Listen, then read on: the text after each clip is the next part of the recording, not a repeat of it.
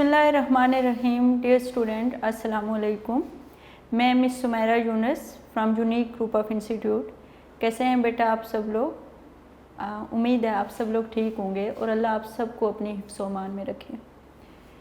बेटा आज लेक्चर पे जाने से पहले मैं आपसे थोड़ी सी बात करना चाहूँगी। आपको पता है आजकल आप लोगों का वेकेशनल टाइम पीरियड गुजर रहा है ड्यू टू कोरोना। तो बेटा आप लोग इसमें नमाज जो है वो पाबंदी के साथ जो है अदा करें, क्योंकि आपको पता है नमाज इस्लाम का दूसरा रुकन है और ये हम पर फ़र्ज़ भी है। इसकी माफ़ी किसी भी तरह से नहीं है। तो अब आप लोग इस मतलब 6 क्लास में आ गए हैं, तो अब आप लोगों पे भी नमाज जो है वो फ़र्ज़ है। अगर आप लोग नहीं पढ़ोगे तो आपको भी गुनाह होगा। तो आप लोग नमाज़ पढ़ना शुरू कर दें, बल्कि 5 वक्त की नमाज़ पढ़ें, क्योंकि अल्लाह ताला ने हम पे बेशुमार जो हैं नेमतें नाजिल की हुई हैं। उन नेमतों का जो है शुक्र अदा करने के लिए नमाज़ पढ़ना जो है बहुत ज़रूरी है। नमाज़ बेसिकली अल्लाह का शुक्र अदा करने के लिए पढ़ी जाती है। तो अल्लाह का शुक्र अदा करने का बेहतरीन तरीका नमाज की अदायगी है और आप सब लोग नमाज बाकायदगी से 5 वक्त अदा करें। Thank you very much. अब हम अपने लेक्चर की तरफ जाएंगे। आपको पता है आज हम जियोग्राफ़ी का लेक्चर नंबर 3 जो है वो करेंगे। इससे पहले 2 लेक्चर हम जियो क्लास 6 लेक्चर नंबर 3 है। चैप्टर नंबर 1 है अर्थ एज अ प्लैनेट। और इस आपको पता है इससे पहले हमारे 2 लेक्चर हो चुके हैं। पहले लेक्चर में यूनिवर्स क्रिएशन के बारे में, अर्थ क्रिएशन, उसके अलावा जो यूनिवर्स के कंपोनेंट हैं like planets, stars and other जो कंपोनेंट हैं उनका जो फॉर्मेशन है उसके बारे में जो हमने पढ़ा। उसके बाद जो सेकंड लेक्चर था वो डिटेल में हमने पढ़ा। सेकंड लेक्चर में डिटेल में हमने सोलर सिस्टम के बारे में पढ़ा, तमाम प्लैनेट्स के बारे में पढ़ा। फिर हमने ये भी फैक्ट्स एंड फिगर के साथ पढ़ा कि जो हमारे प्लैनेट्स हैं वो कितना डिस्टेंस है उनका सन से और कितने टाइम पीरियड पे अपना एक चक्कर जो है वो कितना टाइम पीरियड में कंप्लीट करते हैं। तो ये हमारा लेक्चर था, चैप्टर नंबर जो लेक्चर नंबर 2 था। आज हम और इससे रिलेटेड मैंने आपको काम भी दिया हुआ था। इससे रिलेटेड कुछ शॉर्ट क्वेश्चन, कुछ MCQs मैंने आपको दिए थे और मैंने आपको कहा था कि वो अच्छी तरह से आपने प्रिपेयर करने हैं, याद करना है, उसको लिखना है। तो मुझे उम्मीद है आप बहुत अच्छे बच्चे हैं और आप लोगों ने ऐसा ही किया होगा। ठीक है, तो अब जो हम नेक्स्ट लेक्चर की तरफ जाएंगे वो हमारा है shape and size of the अर्थ। ठीक है, हमने अर्थ की क्रिएशन के बारे में भी पढ़ा। फिर हमने अर्थ की जो नेचर है उस सोलर सिस्टम में वो किस तरह से रिवॉल्व करती है अराउंड सन, उसके बारे में भी पढ़ा। और आज जो हम बेसिकली हम पढ़ने जा रहे हैं वो हम shape and size of the अर्थ। सबसे पहले तो हम शेप ऑफ द अर्थ पढ़ेंगे। अब शेप ऑफ द अर्थ क्या है? अब ये देखें कि अर्थ का जो ये थोड़ा सा ना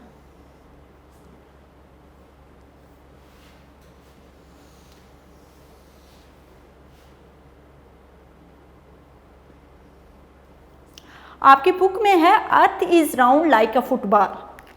ठीक है, ये आपका नॉर्थ पोल है, ये आपका साउथ पोल है। थोड़ी सी पिक जो है ना वो प्रॉपर नहीं बनी, लेकिन आप अपनी बुक्स आप लोग अपने सामने रखें और उधर आपको डायग्राम जो है वो सही तरह से नज़र आएगी। ठीक है, यहाँ बुक के ऊपर पेज नंबर 5 पे जो है आपको अर्थ की डायग्राम नज़र आ रही होगी। आप लोग अपने बुक पे पेज नंबर 5 पे अर्थ की डायग्राम देखें। ये नॉर्थ पोल, ये साउथ पोल, ये east and this is the west. Okay, अब हम shape of the earth according to your book, earth is round like a football.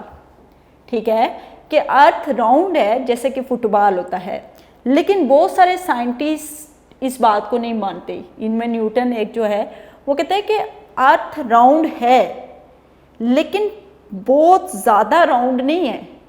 वो कहते हैं कि उसके जो उसके जो पोल्स हैं, ये जो नॉर्थ पोल और साउथ पोल के, वो कहते हैं ये फ्लैटेंड है, मतलब चौड़े हैं।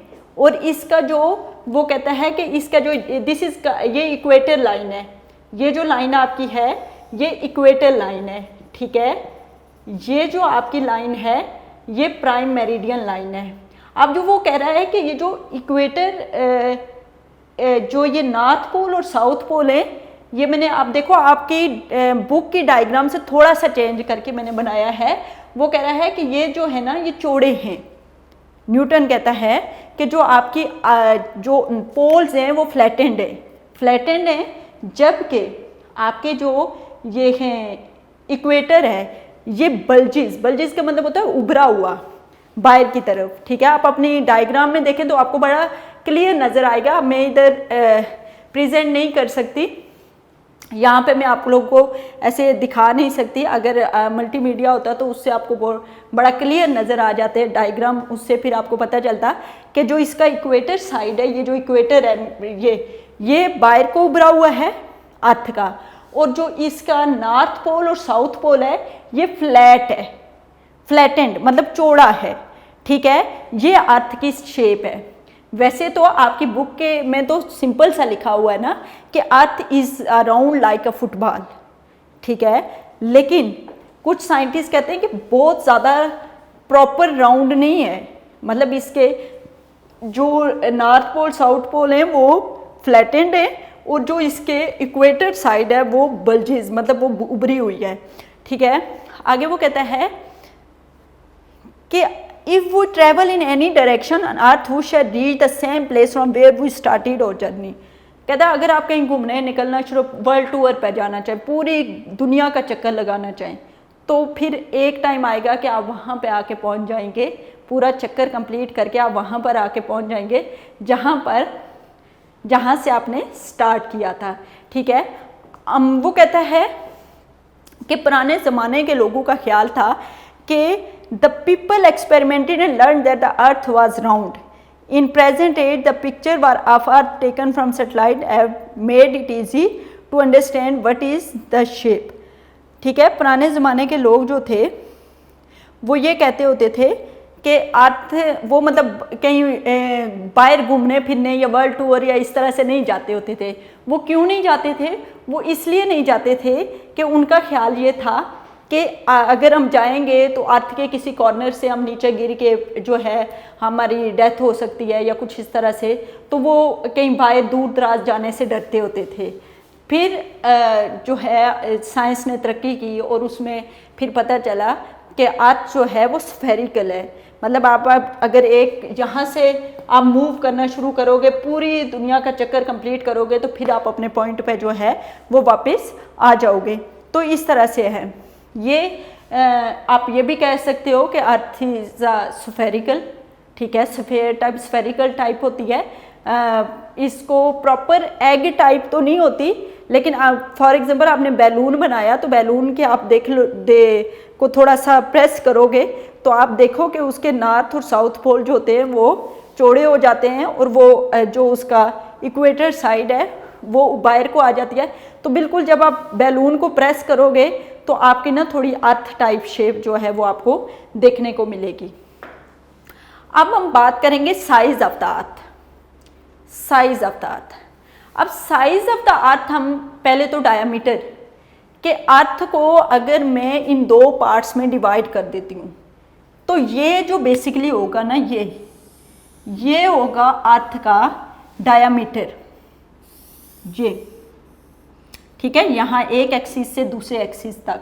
ठीक है, if we cut the earth along the equator into two equal halves, ठीक है, the distance from one end to the other, मतलब अगर मैं अर्थ को दो पार्ट में जो है काट देती हूँ तो अगर इसका जो डिस्टेंस है एक एंड से लेके दूसरे एंड तक, वो जो होगा वो उसका डायमीटर होगा।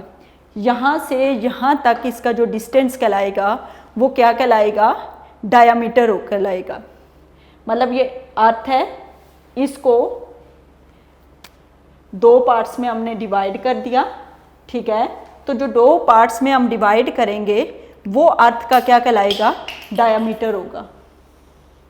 दिस इज अच्छा, तो ये जो अर्थ को हम दो पार्ट्स में डिवाइड करते हैं और इसको वो करते हैं तो ये आपका डायमीटर कहलाएगा। इक्वेटर को जब आप क्या करते हो कि if we cut the earth along the equator, equator के अलोंग जो है आपको अर्थ को जो दो पार्ट में आप डिवाइड करोगे तो उसके जो दो पार्ट में आप डिवाइड करोगे ये डायामीटर कहलाएगा। और जो अर्थ का डायामीटर है वो 12,750 किलोमीटर है। 12,750 किलोमीटर जो है वो इसका डायामीटर है।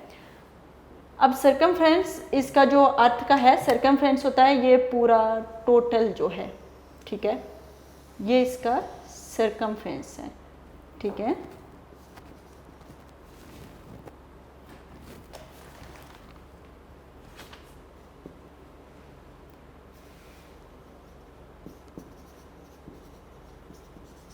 हाँ, ये पूरा राउंड जो आप अर्थ का कंप्लीट करते हो, पूरा का पूरा ये जो राउंड कंप्लीट करते हो, ये आपका क्या कहलाएगा, ये सरकमफ्रेंस होगा अर्थ का।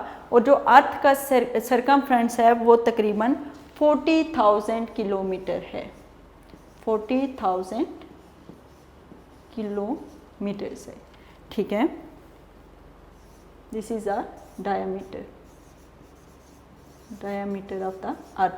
डायमीटर ऑफ द अर्थ क्या है? 12,750 किलोमीटर। और जो आपका सरकमफ्रेंस है वो है 40,000 किलोमीटर है। डायमीटर आपको मैंने क्या किया कि जब आप अर्थ को अलोंग द इक्वेटर दो पार्ट्स में डिवाइड करते हो तो वो आपका जो डिस्टेंस होगा वो आपका होगा डायमीटर, ठीक है। और सरकमफ्रेंस क्या है? पूरी अर्थ का होल जो आप सर्कल कंप्लीट करते हो वो जो है वो आपका, if we move along the equator and take a complete round the distance is about 40,000 kilometre. The distance is about 40,000 kilometers. This is the circumference of the earth. अब जो ये पूरा अर्थ का एरिया है ये कितना है? The area of the surface of the earth is 510। ये जो पूरा का पूरा एरिया है, अर्थ का कितना एरिया है, जो आपका अर्थ प्लेनेट है इसका जो टोटल एरिया है ये सारा का सारा, ये कितना है? तो अर्थ का जो एरिया ऑफ द अर्थ है वो है 510। एरिया ऑफ द अर्थ जो है वो कितना है? 510 मिलियन स्क्वायर किलोमीटर।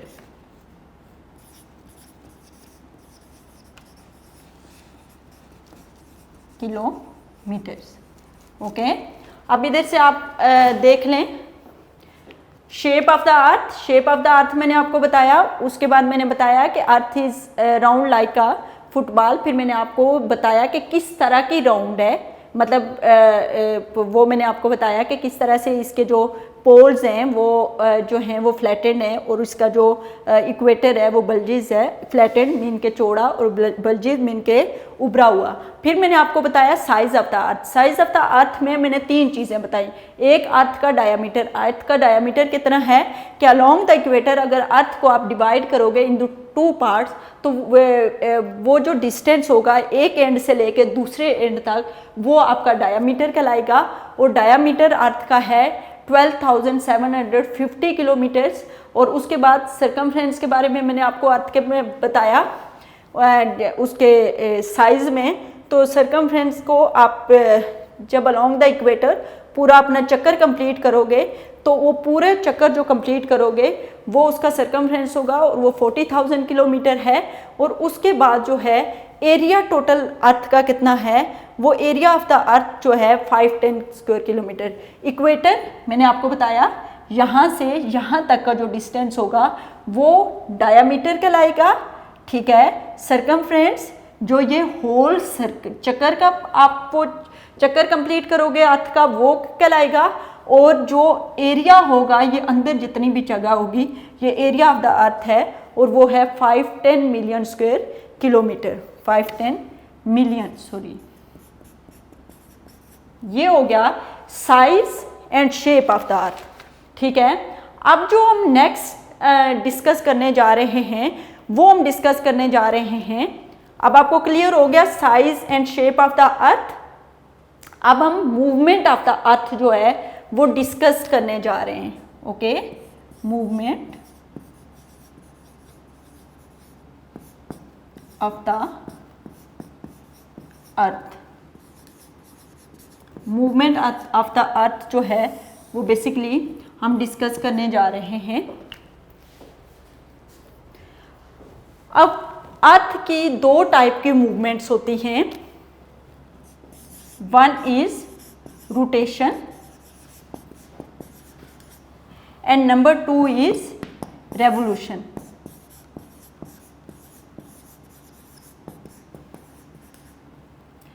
ठीक है, movement of the earth next topic है। पहला टॉपिक हमारा क्या था, shape and size of the earth. Shape मैंने आपको बता दी, पहले अर्थ बना के उसकी शेप बताई, फिर मैंने आपको साइज बताया। साइज में हमने तीन चीजें बताई, डायामीटर, सरकमफ्रेंस और उसके अलावा उसका एरिया। अब जो अब हमने किया है वो movement of the earth. Movement of the earth there are two types of movement, one is rotation and second is revolution. अब जो आज के लेक्चर में हम डिस्कस करेंगे वो रोटेशन करेंगे, नेक्स्ट जो लेक्चर होगा उसमें हम रेवोल्यूशन डिस्कस करेंगे। तो रोटेशन जो है वो हमने डिस्कस करना है कि रोटेशन जो है उसकी क्या क्या कैरेक्टरिस्टिक है। रोटेशन होता है अर्थ जो अपने एक्सिस के गिर्द, ये अर्थ की मूवमेंट स्टार्ट हुई, मतलब कि अर्थ की जो अपने एक्सिस के गिर्द, अपने ही एक्सिस के गिर्द जो अर्थ मूव करती है, which is called a movement rotation of the earth. Rotation किसे कहते हैं, अर्थ जो अपने एक्सिस के अराउंड जो है वो मूव करती है, वो क्या कहलाता है। ये देखें, ये एक्सिस है, ये सारे के सारे अर्थ के एक्सिस हैं। अपने ही एक्सिस के गिर्द जो अर्थ की मूवमेंट होगी, अब ये मूवमेंट ऐसे भी हो सकती है, ये मूवमेंट फिर ऐसे भी हो सकती है, ये मूवमेंट ऐसे भी हो सकती है, मतलब ये एक्सिस के गिर्द अर्थ मूव कर रही है, यहाँ से मूव करके यहाँ इसका पार्ट आ रहा है, ये वो टिल्ट आ रही है, टिल्ट डिफरेंट तरह से। तो एंगल्स बन रहे हैं यहाँ पे डिफरेंट, जब वो मूव कर रही होती है तो एंगल भी बन रहे होते हैं। तो अर्थ जब अपने एक्सिस के गिर्द मूव करती है, अपने ही एक्सिस के गिर्द मूव करती है, तो वो आपका क्या कहलाता है, रोटेशन कहलाता है। The earth moves around its axis, this is called rotation. अब इसकी कैरेक्टरिस्टिक क्या है, कैरेक्टरिस्टिक ये है कि अर्थ जो है हमेशा वेस्ट टू ईस्ट मूव करती है। कैसे मूव करती है, वेस्ट टू ईस्ट। अर्थ की मूवमेंट कहाँ से शुरू होती है, वेस्ट टू ईस्ट मूवमेंट शुरू होती है अर्थ की। सेकंड पॉइंट है कि अर्थ जो मूव कर रही होती है अपने एक्सिस के अराउंड, तो उसकी स्पीड कितनी होती है, तो इसकी होती है 1700 किलोमीटर पर आवर्स। ठीक है, जब अर्थ नंबर वन कैरेक्टरिस्टिक इसकी है कि अर्थ हमेशा वेस्ट टू ईस्ट मूव करती है। सेकेंड पॉइंट इसका ये है कि अर्थ की स्पीड कितनी होती है जब वो मूव कर रही होती है। अर्थ की पहले हमने बताया मूव कैसे करती है, वेस्ट टू ईस्ट। अब हमने बताना है कि स्पीड से मूव करती है 1700 किलोमीटर पर आवर, एक घंटे में 1700 मूव करती है। अब अर्थ एक चक्कर कितने टाइम पे पूरा करती है, हमने बता दिया कैसे मूव करती है, वेस्ट टू ईस्ट। सेकेंड हमने बता दिया कितनी स्पीड में मूव करती है, 1700 किलोमीटर पर आवर्स, एक घंटे में 1700 किलोमीटर। अब थर्ड पॉइंट बताना है कि जो अर्थ है वो अपना चक्कर कंप्लीट कब करती है अपने एक्सिस के गिर्द, तो अपना चक्कर जो कंप्लीट करती है वो 24 घंटे के बाद, 24 आवर्स के बाद जो अर्थ है वो अपना चक्कर जो है वो पूरा कंप्लीट करती है। अब नेक्स्ट पॉइंट है, days and night are form due to the rotation of the earth. आपके ये जो दिन और रात की फॉर्मेशन होती है वो कैसे होती है, वो अर्थ की रोटेशन की वजह से होती है। ठीक है, जब आपकी अर्थ रोटेट करते हुए सूरज के सामने जाती है तो उन एरियाज में दिन, आपको पता है, मैं एग्जांपल आपको देती हूँ कि रोटेशन क्या होती है। फॉर एग्जांपल आप गाड़ी के अंदर बैठे होते हो, आप कहीं ट्रेन में बैठे हैं या बस में बैठे हैं, आपकी ट्रेन और बस चल रही होती है, तो आपको क्या लग रहा होता है कि बाहर जो लोग खड़े हैं वो मूव कर रहे हैं। ऐसा है क्या है ना कि बाहर जो लोग हैं वो मूव कर रहे हैं, हालांकि मूव आपकी बस होती है, आपकी ट्रेन या आपकी गाड़ी कर रही होती है, लेकिन आपको जो बाहर, आप लोग ये नोट करिएगा, आप अब गाड़ी में जब बैठेंगे ना आप सब लोग, तो ये बात आप नोट करिएगा कि जब गाड़ी चल रही होगी तो आप जो बाहर लोग खड़े होंगे या बाहर जो चीज़ें होंगी उनको देखिएगा, आपको मूव करती हुई सारी चीज़ें नज़र आ रही होंगी। तो आपको ऐसा लग रहा होगा बेसिकली मूव आप लोग कर रहे हो, लेकिन नज़र आपको वो चीज़ें जो रेस्ट फॉर्म में वो आपको मूव करती हुई नज़र आ रही होती हैं। इसी तरह से अर्थ जो है वो हमें, अर्थ जो है हर टाइम मूव कर रही होती है, ठीक है। तो हमें जो बाकी ऑब्जेक्ट हैं वो मूव करते हुए नज़र आ रहे होते हैं। हमें लग रहा होता है ये सूरज जो है ये कभी गुरूब होता है और कभी तुलू होता है। बेसिकली सूरज तो अपनी जगह पर है, सूरज तो अपनी जगह पर है, वो एक ही जगह पर है और वो चमक रहा है, वो ब्राइट है, वो अपनी रोशनी दे रहा है। अब ये आपकी अर्थ है जो बेसिकली आपको मूव क्या हो रहा है कि सूरज मूव कर रहा है, कभी तुलू होता है कभी गुरूब होता है। बेसिकली नहीं, सूरज कुछ भी नहीं कर रहा, सूरज तो अपनी जगह पर है। सन तो जो है वो अपनी पोजीशन पर है। अर्थ मूव कर रही है, अर्थ मूव करते हुए अपनी जगह चेंज कर रही है। जब अपनी सन से दूर जाती है तो रात आ जाती है, जब सन के सामने जाती है तो दिन आ जाता है। अब आपने देखा होगा कि कुछ आपके ऐसे एरियाज़ हैं जब हमारे इधर रात होती है तो वहाँ पे दिन होता है, उस टाइम अर्थ मूव करती हुई उन एरियाज़ में सूरज के सामने जा रही होती है और हमारी तरफ से क्या होती है, दूर चली जाती है। तो ये चीज़ होती है कि अर्थ बेसिकली मूव कर रही होती है, जब सन से दूर चली जाती है तो रात आ जाती है, जब सन के सामने जाती है तो दिन आ जाता है। तो जो आपकी डे और नाइट फॉर्मेशन होती है वो due to the rotation of the earth होती है, ठीक है। अब नेक्स्ट है हम जो डिस्कस इसी के day formation of day and night. आपने उन्होंने एग्जांपल दिया है कि फॉर एग्जांपल एक फुटबॉल है, उसको आप हैंग कर दो। आपकी बुक के अंदर ये एग्जांपल है, इसलिए मैं आपको बता देती हूँ कि जब आप ये पढ़ें तो आपको सही तरह से समझ आ जाए। वो कहते हैं एक फुटबॉल है, उसको आप लटका दो, ठीक है, फिर कमरे में अंधेरा कर दो, उसके ऊपर लाइट लगाओ, आपको उसका फ्रंट साइड नज़र आएगी, बैक साइड नज़र नहीं आएगी। अब जो वो आप लाइट उसके ऊपर लगा रहे हो वो बेसिकली वो एग्जांपल हो कि वो सूरज है, तो सूरज की रोशनी जितनी पड़ रही है उतना एरिया रोशन है, मीन के उतने एरिया में दिन होगा, और जो बैक साइड है उस पर अंधेरा है, मीन के वो सूरज की रोशनी से दूर है, तो वहाँ पर रात होगी। तो ये इस तरह से जो है वो हमारी मूवमेंट होती है उसकी, ठीक है। आगे वो कह रहा है कि if a football is hang with a string and light is throne on it with a torch from a distance of 5, you will see that a half portion of football is illuminated and the other half is darkness. Mark the half portion. यही तमाम चीज़ें जो मैंने अभी आपको उर्दू में explain की है ये इधर यहाँ पे लिखी है। अब day and night are the formed in the same way, इसी तरह से होता है। आगे change in the length of day and night. अब चेंज कैसे होता है डे एंड नाइट? अगर आपकी अर्थ जब मूव कर रही होती है,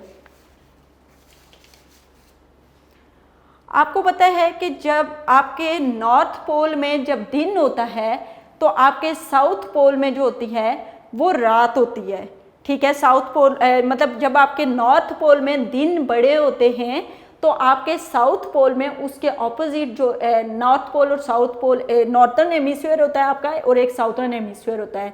मतलब अर्थ को दो हेमिस्फीयर में हमने डिवाइड किया हुआ है। एक आपका ये आपका जो है वो आपका नॉर्दर्न हेमिस्फीयर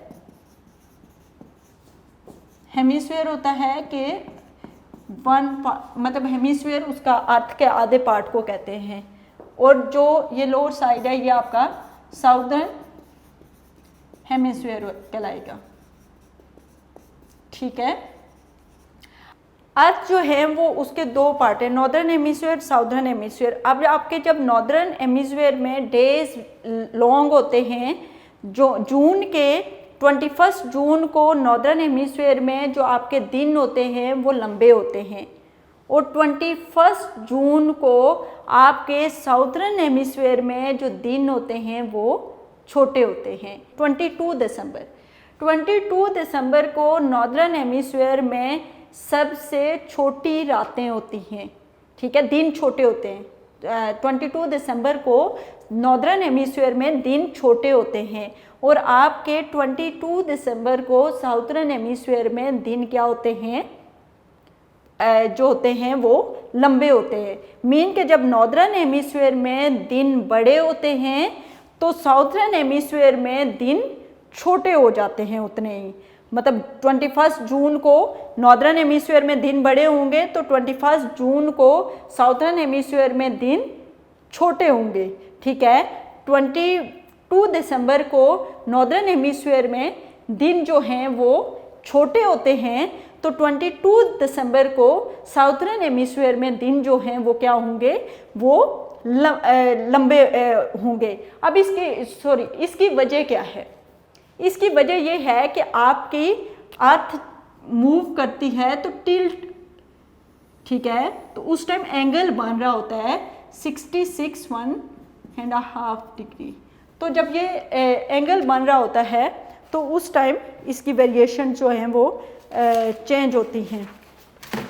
66.5 जो है उस पर टिल्ट कर रहा होता है। टिल्ट होता है कि जब उस पर ये जो उसमें झुकाव मुड़ना होता है, जब वो मुड़ रही होती है तो उस टाइम जो है इसमें डे एंड नाइट में जो है वो वेरिएशंस आती हैं।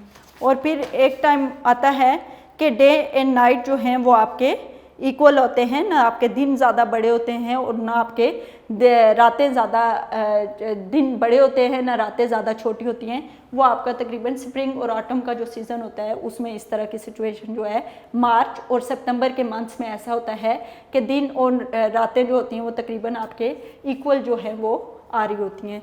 तो ये आपका जो है रोटेशन ऑफ द अर्थ था। रेवोल्यूशन ऑफ द अर्थ हमने नेक्स्ट लेक्चर में पढ़ना है। रोटेशन ऑफ द अर्थ आपका लॉन्ग क्वेश्चन नंबर 1 है।